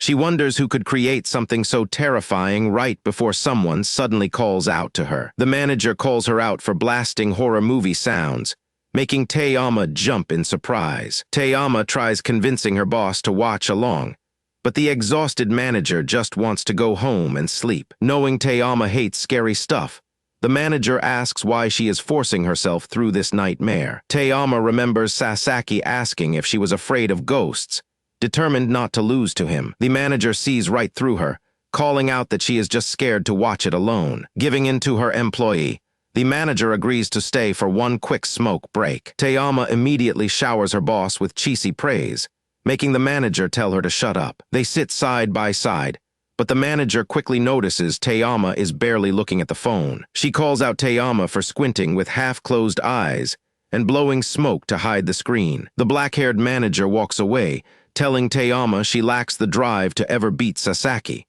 Taeyama protests as her friend angrily takes a puff from her cigarette. The manager tells her she should just settle for scaring Sasaki back instead of torturing herself. A panicked cashier suddenly pops in, asking the manager to handle an upset customer at the counter. The manager assures her employee she will handle it, while Taeyama apologizes for ruining her break. Admitting defeat without her boss around, Taeyama spots Sasaki walking down the street outside. Seizing her chance, Taeyama jumps out to spook our boy so hard he screams an apology on reflex. Sasaki blushes deeply after realizing it was her. Admitting his work brain reacted before he could think. Taking a calm drag from her cigarette, Taeyama smiles softly, admitting that scaring him back feels great. Sasaki stands there confused by her reaction, while Taeyama nonchalantly invites him over to smoke. Heading into the local supermarket late at night, our boy Sasaki is just looking for a quick break from his usual routine. Inside, the delicious scent of roasted sweet potatoes immediately hits him, instantly pulling his attention toward the seasonal food display. He gets a wave of nostalgia, remembering how he used to chase down sweet potato vendor trucks as a kid back in the day. Suddenly, the supermarket manager sneaks up right behind him and whispers that those sweet potatoes are her personal special recommendation. She explains that it is the very last one available, and she was actually just about to slap a discount sticker on it. Since Sasaki is buying it right now, she hands it over at full price, cheerfully thanking him for saving her the extra effort. Back outside in their designated smoking alley, Taeyama sitting on a crate laughs at him for letting the manager talk him out of a discount. She asks to buy half since it smells so good, but Sasaki insists she can just have it for free since it is too big for him anyway. He snaps the warm sweet potato right down the middle to share. Sasaki hands over a steaming piece so they can both enjoy the snack together. He hesitates for a second, noticing she is still holding a lit cigarette and asking if that will get in her way. Before he can even finish his sentence, She yoinks the food straight out of his hand without hesitation. She takes a massive bite while still balancing her cigarette between two fingers, leaving Sasaki totally wide-eyed at her multi-tracking skills. She happily munches away on the warm treat, thoroughly enjoying every single bite. Taeyama licks a stray crumb off her lips, completely satisfied with the impromptu treat. She immediately takes another drag from her cigarette to wash it down like a true professional, blowing a cloud of smoke right into the air. She leaves Sasaki completely stunned by her incredible pace. She thanks him, so Sasaki offers her his own piece out of pure awe. Taeyama suddenly turns and asks if he was watching her eat the whole time. With a deep blush creeping onto her cheeks, she playfully calls him a total pervert for staring so intensely. Our boy frantically panics and stammers an apology while Taeyama keeps teasing him, telling her pervert friend not to look while she finishes the rest. Another busy shift comes to a close at the supermarket, leaving the back hallway quiet as everyone prepares to head home for the night. Yamada finishes up her work duties in the locker room, exchanging quick goodnights with her co-workers before they head out the door. As she changes into her regular clothes, she realizes Sasaki has not been around lately, wondering if his corporate job is working him to death. She reaches into her pocket and freezes when she notices a lighter weight than usual. The pocket ashtray he gave her is completely gone. Dread sets in instantly as she stares at her shoes. Losing something so meaningful has her entire brain short-circuiting in an instant. She begins retracing every single step of her day, trying desperately to remember where she could have possibly dropped it. From the back alley smoking spot to the break area, her mind races through every moment she pulled that ashtray out of her pocket. She drops to the floor, crawling around dark corners and banging open stall doors in a frantic side quest to recover her lost prize. While she is down on all fours checking under heavy equipment, a stern voice interrupts her frantic search from behind. The manager sits quietly smoking her cigarette, warning Yamada not to waste company time hunting around if she is still on the clock. Yamada ignores the light scolding and asks if she has seen her missing ashtray anywhere in the back office today. The manager brings up the blue one with the dog bone pattern Sasaki gave her, and Yamada quickly demonstrates its exact shape with her hands. The manager points out how attached she seems to that little container, which is surprising for someone who rarely cares about material possessions. Feeling completely useless, Yamada slumps against the wall and lights up a cigarette anyway while her boss sits back, thoroughly entertained by her misery. The manager suggests checking near the front entrance recycling bins, sending Yamada over to hunt around that spot next. Taking another slow puff, the manager suggests it probably slipped out of her pocket while she was changing clothes earlier in the shift. Smoke drifts silently into the air as the manager watches her dedicated worker continue hunting everywhere for that single tiny object. Meanwhile, our boy walks right through the automatic glass doors of the supermarket after surviving another brutal day at his office job. Stifling a massive yawn, Sasaki feels relieved that his absolute nightmare project is finally finished. Hoping Miss Yamada is working her register tonight, he suddenly spots her near the display counter and freezes mid-step, surprised to see her working away from register 2. Panic takes over as Sasaki overthinks a simple greeting like it is a life or death tactical mission, worried he will end up being a major annoyance. Sweating bullets, he tells himself to just act completely normal and offer a polite hello that does not demand too much of her attention. Over by the vending machine, Yamada catches a glimpse of something dark hidden deep under the bottom metal shelf. She reaches beneath the cabinet and feels a hard plastic object, briefly believing her boss actually came through with good advice. Right as she pulls it out, Sasaki calls out a nervous good evening from behind, causing her to freeze in complete surprise. Instead of her beloved pocket ashtray, a brightly colored spinning top toy comes clattering out across the clean tile floor. Sasaki stares down at the spinning toy in confusion, while Yamada looks completely bewildered at what she just fished out. A young boy rushes over screaming about his lost toy,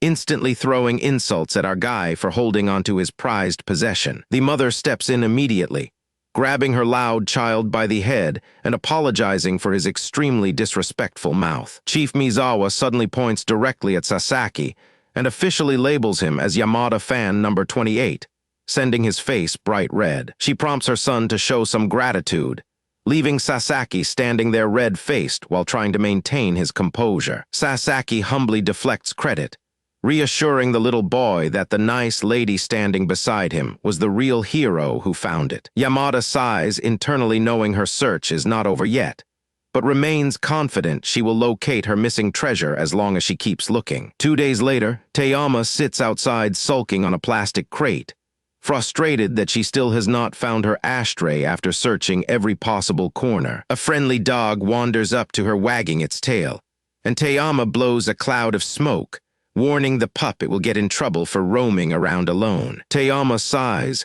and asks the friendly dog if he has seen her lost item anywhere, gently petting his head while taking another puff. She remembers the blue doggy ashtray, knowing how much courage it must have taken for a middle-aged man to buy something so ridiculously cute. Sasaki had bought it as a simple thank-you gift, and seeing the massive look of relief on his face when she actually used it made it special. Sitting outside in the cool night air, Teyama pets a friendly dog while realizing she owes Sasaki a sincere apology. She falls silent while blowing out a cloud of smoke, as the happy pup whines and rests its head right beside her. Deciding it is time to wrap things up, she puts out her cigarette, thanks the pup for listening, and turns to head back inside. Just around the corner, our boy is crouched against the wall, trembling in panic, praying she does not turn around and spot him. The little dog trots right over to Sasaki, panting happily with his tongue sticking out without making a single loud sound. Our boy exhales a massive breath of relief, clutching his bright red face while quietly thanking the pup for keeping his cover safe. As his heart slows down, a wave of guilt hits him when he realizes hiding around a corner makes this plain eavesdropping. Hiding behind a wall was not his finest hour, but hearing how much she actually valued his present leaves him completely stunned. He stares blankly ahead, trying to process everything she just confessed about his little gift. Seeing her so sad hurts, but knowing she treasured the ashtray that much makes him feel like an idiot for being secretly happy. Our boy pushes himself up and asks Daigoro if he wants to take a quick walk around the building with him. Moments later, Sasaki walks up to register 2 and places the missing blue dog ashtray directly into Yamada's hands, asking her to return it to Teyama. Yamada freezes in absolute shock, her eyes widening as she stares down at the exact item they searched everywhere for. Sasaki awkwardly stammers that he just happened to spot it sitting in the gutter outside, and wiped it clean for her. Yamada suddenly reaches out and grabs his hands tightly, causing our boy to jolt back in absolute shock. Sweat drips down his face as she looks up, double-checking if he really found it sitting inside a filthy drainage gutter. Softening her expression, Yamada looks down at the keychain, instantly connecting the dots on how hard he must have searched. She quickly catches herself and smiles, clapping her hands together as she promises to deliver it to Teyama since she helped look for it too. He turns completely red, panic surging through him as he tries to maintain his cover story. Blushing furiously, he insists it was purely a random coincidence, shouts hasty goodbye, and sprints out of the store before she can ask anything else. Yamada holds her register scanner in silence, watching him bolt away with a deeply knowing expression. As the automatic doors slide open, Sasaki makes a desperate dash for the exit. His suit sleeve tells the real story, completely caked in pitch-black gutter muck from digging around in the filth. Back inside, Yamada smiles to herself, wondering how he expects anyone to believe he casually stumbled on it with a sleeve covered in sewer sludge. She holds up the shiny cleaned keychain, touched by the quiet effort he put into retrieving it. Outside, the manager wipes down the dirty dog with a towel, while Teyama giggles and jokes that the pup must have been chasing a girl. Rain lashes heavily outside the store, as a weather report warns that torrential rain will continue for hours. Sasaki stands soaked at the entrance reading a notice about early closure. He sighs knowing his own company would never let employees off so easily. Teyama suddenly pops up from behind the closed doors, scaring him half to death. She explains she is just waiting inside for her manager to drive her home. The red-haired girl invites the emotional salaryman to share a quick smoke break out of the rain, which he gladly accepts. Teyama pulls a fresh pack of cigarettes out from her back pocket while they settle into their usual spot. Sasaki looks down at his own crushed, rain-soaked pack with complete disappointment. Heavy rain pours outside the sheltered alleyway, while Sasaki apologizes for borrowing her towel. Teyama lights her cigarette and assures him it is fine, admitting she just wanted some company while waiting around. Drying his wet hair, Sasaki listens as Taeyama turns to him with a smirk and claims he looks interesting today. She rests her chin on her hand, teasing that his messy wet hair gives him a totally different vibe. Sasaki instantly turns bright red under her gaze. Panic sets in as our boy clutches his chest in embarrassment. He silently wonders why young people enjoy teasing older everyone so much. He dramatically mourns his ruined cigarettes, explaining he crushed them while trying to shield his work files from the rain. Taeyama finds his corporate priorities hilarious. Feeling pity for his loss, Taeyama hands him a cigarette from her own pack. Sasaki accepts it with tears of gratitude in his eyes. When she offers to trade for another brand, Sasaki frantically waves his hands and insists this one is completely fine. Lighting it up, Sasaki takes a drag and immediately realizes how strong her brand is, wondering how she handles them regularly. He exhales a slow cloud of smoke, staring off into the distance as the storm rages on around them. Taeyama watches him quietly, listening to the steady crackle of rain falling nearby. The two of them sit across from each other in silence, surrounded only by the patter of the storm. Suddenly flustered by the quiet, Sasaki blurts out a messy apology, taking Taeyama completely by surprise. He confesses that sitting face to face like this makes him anxious about keeping a conversation going. Taeyama taps her cigarette into an ashtray and suggests they pick a specific topic to talk about instead. She asks him why he first picked up smoking in the first place, looking over to hear his answer. Sasaki flinches instantly at the question, his mind jumping back to a memory he would rather forget. Noticing him freeze up completely, Taeyama waves her hand to snap him back to reality. Reluctantly, Sasaki reveals that an ex-girlfriend during his college days pressured him into starting, leaving him hooked ever since. Taeyama bursts out laughing, teasing that getting peer-pressured by a girl sounds like classic main character energy for him. Sasaki sputters indignantly. She jokingly asks if he secretly enjoyed sharing smoke breaks with her, but Sasaki flusteredly defends his past choice. Hiding his blushing face, he quickly tries to end the subject, calling it just an old man's boring story. To shift the spotlight away from himself, Sasaki turns the question back on her and asks why she started smoking. Taeyama gazes into the rain and recalls that 8 years ago, she watched customers smoke outside the supermarket, specifically remembering one messy-haired salaryman. She holds her cigarette thoughtfully as smoke rises, continuing her story about that quiet observer. Years ago, Yamada the young cashier was struggling at work and ready to quit, until that regular customer encouraged her to keep going. Taeyama softens her tone, explaining that his gentle words completely changed her perspective back then. She admits that the memory of him smoking stayed with her until she turned 20, inspiring her to pick up the habit too. Sasaki stares at her in shock as the realization sinks in,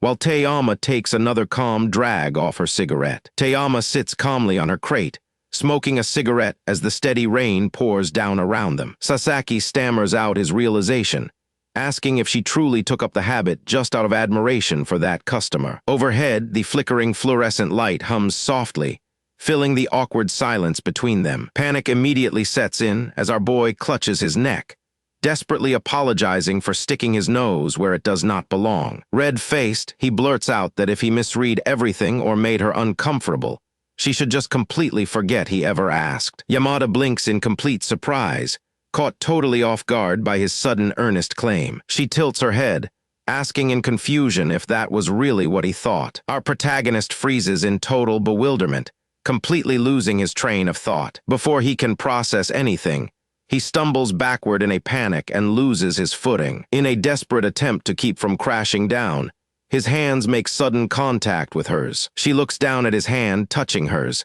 quietly observing his complete loss of composure. Silence settles over the cramped shelter as both of them freeze in place. He leaps back instantly, frantically shouting apologies and asking if he hurt her while she calmly tells him she is fine. Clutching his hand to his chest, he keeps stammering out apologies, telling her she can wash her hands if she feels grossed out. Failing hard at damage control, he blurts out absolute gibberish, forcing her to ask if he is actually okay. Seeing him lose his composure only amuses her, as she lets out a quiet giggle and teasingly asks if he is sure. Touched by his earnest words, Her eyes well up with emotion as memories of the past stir inside her, claiming the heavy downpour slowed down when it clearly has not. Our boy bows frantically, shouts his thanks, and dashes away. Later that night at his apartment, Sasaki sits dazed under the buzzing exhaust fan, smoking in total silence. Slumped on the floor with a drink beside him, he buries his face in his hands, groaning over running his mouth. He stares at his hand, remembering how he felt it was a shame for her memories to be brushed off as nothing. The soft smile Te-ama wore when admitting that man guided her stayed fresh in his mind. Remembering how gentle Te-ama looked while talking about her past, he wanted her to realize those feelings mattered. He truly believed that admiring someone could give a person the strength to keep walking forward. Sasaki reflects on how meeting the cheerful store clerk inspired him, hoping to pass that same positive energy along to his friend. But in the present, he faceplants on the floor, berating himself for acting like a preaky, condescending busybody. Out on her balcony, the red-haired girl smokes while thinking back on his words, amazed that he saw right through her feelings. She takes a quiet drag, letting the cool breeze wash over her as a subtle smile forms. Gazing at the starry sky, she chuckles softly, glad she kept one detail secret, that Sasaki reminds her of that very man. She stands peacefully under the night sky, holding onto the hidden connection between them.